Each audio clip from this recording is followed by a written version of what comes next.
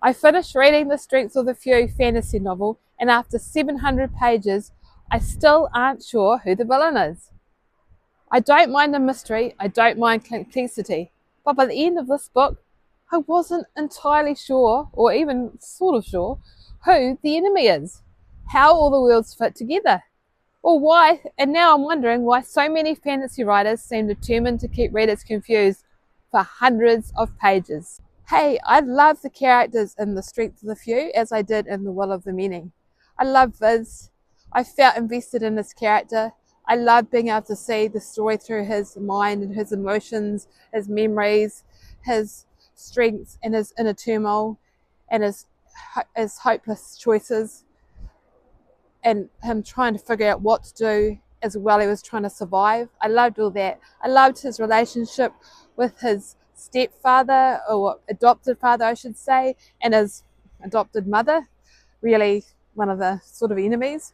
I also loved this relationship when he was in one of the other worlds with his stepfather's brother, who was missing in the first book. I loved all that. I loved his warrior friends in one of the worlds he went to, and his relationships with them, and the family he also ended up with for a while and worked with, and he had an idyllic sort of life just doing the simple things. That was great. And I also loved all his relationships with the friends he made at the academy, his fellow students, his love interests, and his peers. I just loved that. That was really well done, and that was probably my most favourite part of the book, the character arcs, the character developments. What I found difficult about The Strength of the Few was all the violence, the death, the dead people, these strange things that they could do, the magic, bringing people that are dead to sort of being half alive and using them and getting their memories and the information from them. Yes, and this is a bit of a spoiler, so hopefully if you haven't read The Strength of the Few or The Will of the Many, you haven't started watching this video if you don't want to know sort of what it's about. It was a lot of blood and guts in this movie, brains everywhere, people's heads being exploded by people with heaps of will and by their fists. One of Viz's best friends, Akoya. It was pretty horrible. There was heaps and heaps of violence, and Viz actually was involved in quite a lot of violence in the end as well. It was pretty gory. There was horrible, dead, ghostly people. There was acid. There was a lot of stuff that in real life wouldn't possibly be true. No wonder they had to have the magic. But even with the magic, I still think some of it was a little bit far-fetched and not realistic. And just too much violence for me, really. I could never watch a movie of this book. Although the book before, maybe there wasn't quite as much violence, but the Strength of the Few, the Will of the Many, but The Strength of the Few, no, there'd be way too much violence. I just don't even know how they could film it. It would be terrible. It'd be so gross. Another thing I struggle with in The Strength of the Few was this seemingly shifting alliances and allegiances. Which gets back to the title of this video, I'm not really sure who the enemy is. It appeared there was one main enemy when I was reading the book, but near the end that totally changed. But even still through the book, the sub-enemies, the sub-villains, the other sides, it became very unclear who the bad people really were. And by the end, it was totally confusing, because Carr, who was supposed to be the ultimate enemy who was going to cause a catalysm, was now asking this to do something to save humanity. And he wasn't the villain or the enemy. So I found that just quite disturbing, really. It's just almost like James Islington has decided to just change things just to keep people reading, and just for the sake of changing it. He's not really sticking to the plot line. He's just changing it as he goes along. And it's sort of unsettling, because what the readers thought they were investing time into and what the plot was and what they were gunning for is not actually how it is. And to me, that feels a little bit deceptive and a little bit like you sort of ripped off in a way. The other thing I found awkward or disappointing was the ending. There was one really nice bit when he saw his family again when they were revived from the dead people, which is another one of those weird things. But the ending was just weird because he had SWAT alert, he had a stabbed car in one of the wheels, but that was it. We don't know what happened. We have to wait to the next book. So that's a cliffhanger. And you know, I think cliffhangers like that are really bad. I know they're series and you need to have some unanswered questions, but this was just too much. This cliffhanger was worse than any cliffhangers in the previous book. This was just too much. People had been built up the whole time thinking that he was out to kill Carr and that was going to stop the catalysm, and they were gunning for him to do that. Then when he did get there, we still don't know what happened when he stabbed him, and then in one of the other worlds, Carr had joined allegiances with him and they were both, and Carr wasn't now anymore the baddie. And they were going to try and have to revive all these dead people to try and save the world from a different thing. I'm not really sure what. So as you can see, I'm finding it was just a little bit confusing, and I've invested hours of reading this book and I don't know whether I'm going to read the next one. Another thing I found really quite frustrating about this book was how it changed from world to world. There was the original world Res, but then there were the other two worlds that Viz ended up going to after he went through the labyrinth at the end of the Will of the Mania. And it just sort of chopped and changed between those worlds, and the new ones, the two new worlds needed world building.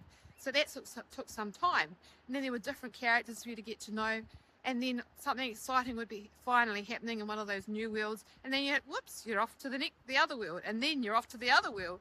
So it took a bit of time to get back to the plot in the other world that you might have been actually quite engaged in.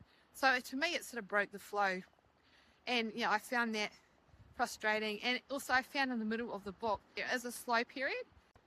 Hey, has modern fantasy become so focused on mystery that it sometimes sacrifices clarity?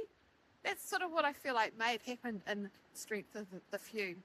It's so involved in the plot and the mystery and making things really confusing, so that people don't know what's going to happen, and changing things, that it lacks clarity and actually becomes too confusing, rather than just adding a little bit of depth and a little bit of surprise to the reader.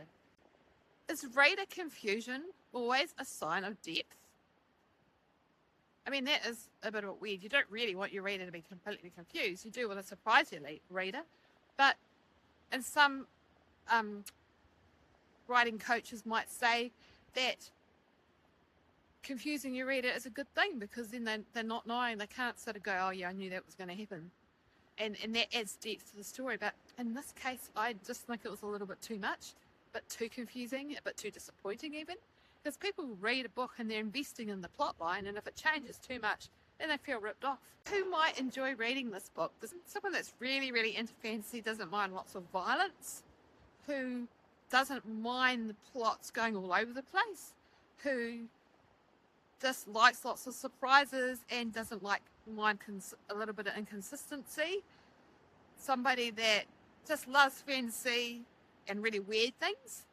Although, I mean, some of the book's not that weird, but some of it is pretty weird, like the dead people and the special magic things that can happen to bring them to life and that sort of thing.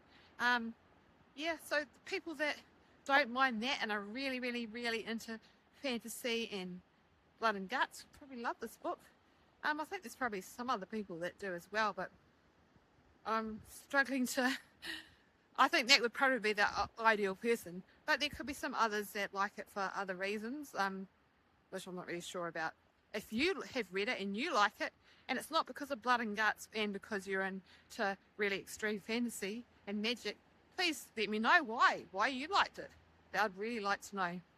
And the sort of person who will hate this book will be someone who really, really can't even be to read any violence at all. I can read some. I can read it more than I can watch it, that's for sure. I'm a very visual person, so watching it is a no-no for me. But if you can read about violence and still sort of, skim over the really bad bits, then you could probably still read this. But someone that really can't do that will not want to go anywhere near this book. Someone that doesn't like things that don't make sense and doesn't like magical won't like this.